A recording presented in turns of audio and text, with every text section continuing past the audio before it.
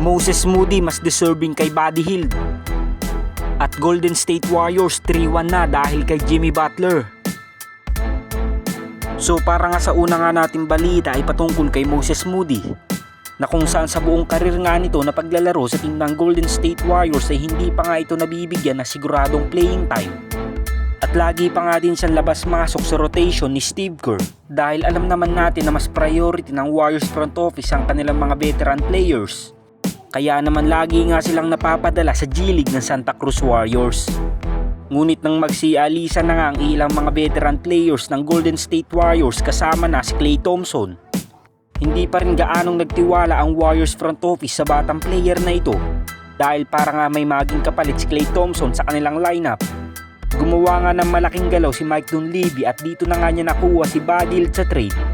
At ang buong inaakala ng lahat na si Buddy Hield na ang papalit sa pwesto ng 4-time NBA champion na si Klay Thompson, naging mali nga ang pananaw ng lahat dahil kung titingnan natin ang laruan ni Buddy Hield ngayong kasalukuyan, literal nga na hindi natin nakikita sa kanya ang kanyang shooting.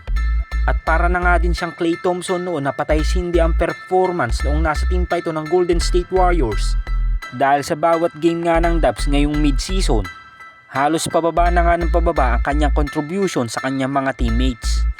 Ganun pa man itong gumawa nga ng malaking adjustment si Steve Kerr sa kanyang rotation, nakita nga nating lahat na mas naging priority nito si Moses Moody at hindi naman nito binigo ang tiwalang ibinigay sa kanya ng Warriors head coach.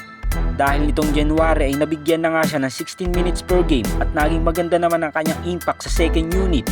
At hanggang sa itinuloy-tuloy na nga ito ni Steve Kerr at sa naging pagdating pa nga ni Jimmy Butler ay naglalaro na nga si Moses Moody ng 27 minutes per game. At sa napakahaba nga niyang playing time ay napakasolido ng kanyang naiaambag sa Warriors dahil hindi nga lang shooting ang kanyang naitutulong kay Steph at Jimmy Butler dahil pati na nga rin ang kanyang depensa ay sobrang laking tulong ngayon sa Dubs, kaya naman meron nga silang 3 sunod na panalo sa loob ng 4 na games.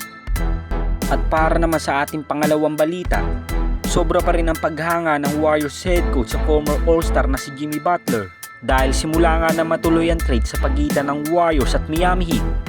Dito na nga mas nakabuelo ang Golden State Warriors dahil mas gumaan na nga ang trabaho ng 2-time MVP na si Stephen Curry dahil may consistent star player na nga itong kasama sa kanilang team. Ganun pa man sa naging reaksyon nga ng Warriors head coach patungkol sa 3 wins and 1 losses nilang record nitong dumating na si Jimmy Butler. Nabanggit nga ni Steve Kerr na isang finisher nga daw ang former All-Star, ngunit hindi nga daw in traditional sense na katulad ni KD dahil ang pagiging finisher na tinutukoy ni Steve Kerr ay ang sobrang laki nga daw na naitutulong ito sa mga closeout game. So ibig sabihin nga lang sa pagiging finisher ni Jimmy Butler, siya nga yung player na maaasahan sa mga clutch time, na kung saan ito nga ang kanyang mga weapon noon sa team ng Miami Heat kung bakit niya ito nadala sa NBA Finals.